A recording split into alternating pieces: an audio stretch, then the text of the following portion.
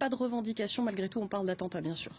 Oui, pour le moment, il n'y a aucune revendication, malgré les rumeurs qui ont circulé hier, parce qu'il y a eu ce qu'on appelle donc des sympathisants de l'État islamique sur Twitter ou sur d'autres réseaux sociaux qui ont commencé à diffuser des infographies ou même de mettre des vidéos, des séquences de vidéos en arabe donc de l'État islamique en mettant le hashtag Nice06 pour la simple raison que c'est un hashtag trending et donc eux ils utilisent ces hashtags pour diffuser leurs vidéos mais ça n'a rien d'officiel ou de pertinent.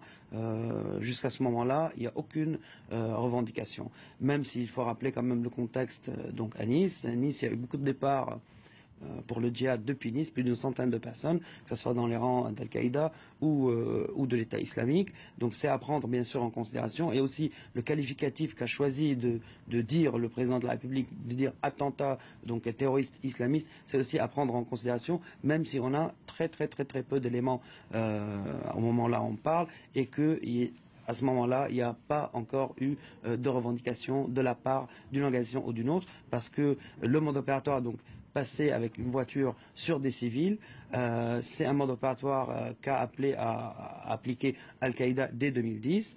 Le porte-parole de l'État islamique a appelé à ce mode opératoire il y a encore quelques mois, et c'est quelque chose de très courant, même de presque journalier, par exemple dans des pays comme Israël. Donc il faut prendre tout ça en considération et attendre, voir s'il y aura revendication, ou au moins avoir plus d'éléments sur la personnalité de la personne qui a commis ces assassinats, qui sont les plus meurtriers, en tout cas commis par une personne en France, à l'heure où on parle.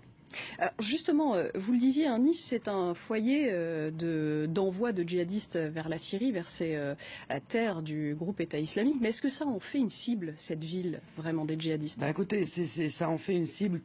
Toutes les villes sont des cibles, et les cibles sont choisies d'une manière très opportuniste. Et si on voit les premières productions de propagande de l'EI visant à la France, ce sont des Niçois qui les ont produits. Donc tout ça est à prendre en considération, mais tout en restant prudent, parce qu'on n'a pas encore assez d'éléments. Donc on sait bien sûr que c'est un attentat terroriste qualifié d'islamiste par le président de la République, mais on ne connaît pas encore les motivations de la personne. Il y a aussi cette affaire d'armes factices. Donc pourquoi il y avait des armes factices? Est-ce qu'il voulait faire une fausse prise d'otage? Donc tout ça, ça reste des présomptions. Il faut attendre, mais le mode opératoire est un mode utilisé par les factions djihadistes ou autres de par le monde. C'est un mode opératoire facile, entre guillemets. Malheureusement, tout le monde peut louer un camion, tout le monde peut foncer dans une foule. Et ce qu'il faut revoir aussi, c'est comment cette personne a réussi à arriver sur la promenade des Anglais, qui normalement était fermée et ouverte qu'aux piétons. Donc il y a encore beaucoup de zones d'ombre, si je puis dire, beaucoup d'éléments qui manquent pour faire une analyse correcte de ce qui s'est passé hier. Mais encore une fois, pour le moment, un mode opératoire utilisé par d'autres factions que l'État islamique, Al-Qaïda ou autres, pas de revendication pour le moment, et le qualificatif qu'a choisi bien sûr de donner le président de la République d'attentat terroriste islamiste. Donc, voilà, il faut attendre dans les heures à venir, je pense qu'on aura plus d'éléments, vu que maintenant on a l'identité en tout cas du terrorisme. Alors, le procureur de la République, François Molins, s'exprimera à 17 h. On suivra bien sûr cette intervention ensemble pour essayer d'en savoir plus, en espérant qu'il y ait des éléments d'ici 17 h. Ce que l'on sait déjà, c'est que cet homme, dont on a retrouvé les papiers, n'était pas fiché S. Alors, on a souvent dit, ceux qui sont fichés S, comment peuvent-ils passer à l'acte? Mais là, celui-là était passé visiblement sous les radars des services de sécurité. Oui, et même les personnes fichées S, ça veut dire, ça veut rien dire en gros. Parce qu'il y a des milliers de personnes qui sont fichées S, et toute personne fichée S n'a pas un policier derrière elle.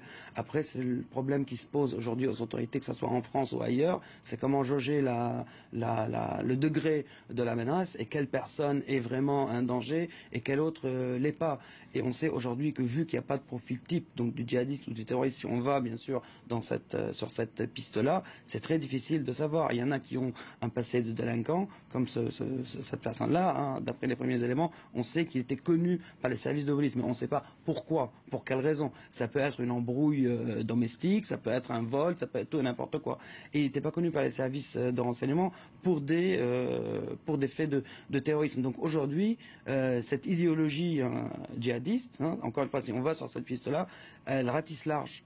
dans toutes les franges de la société, hein, que ce soit des gens de conditions modestes, de classe moyenne, des gens éduqués, moins éduqués, d'anciens délinquants, des étudiants.